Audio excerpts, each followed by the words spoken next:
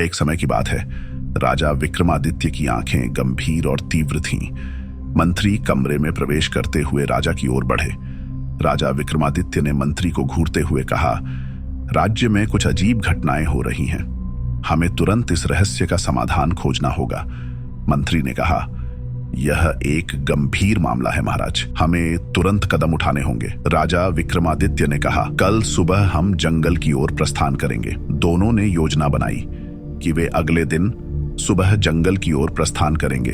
अगले दिन सुबह राजा विक्रमादित्य और मंत्री अपने घोड़ों पर सवार हो गए।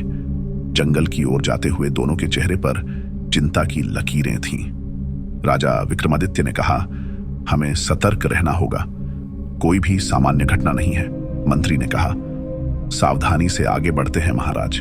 जंगल के भीतर गहरी सन्नाटा छा गया था, कोई आवाज नहीं थी। राजा विक्रमादित्य ने कहा, यह कुछ ठीक नहीं है, हमें रुककर चारों ओर देखना चाहिए। दोनों ने अपने घोड़ों को धीमा कर दिया और चारों ओर गहराई से देखने लगे।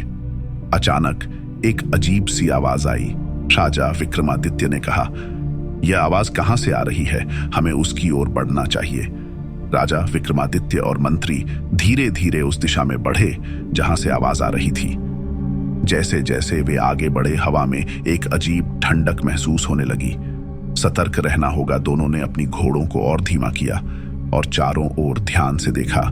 तभी एक अस्पष्ट आकार पेड़ के पीछे से उभरा। राजा विक्रमादित्य ने तलवार निकालते हुए कहा, कोई भी ऐसा प्राणी हमारे रास्ते में नहीं आ सकता।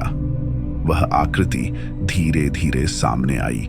राजा विक्रमादित्य और मंत्री ने देखा कि वह कोई साधारण प्राणी नहीं था। वह आकृति अब पूरी तरह से प्रकट हो गई और सामने खड़ी थी, एक विशालकाय राक्षस।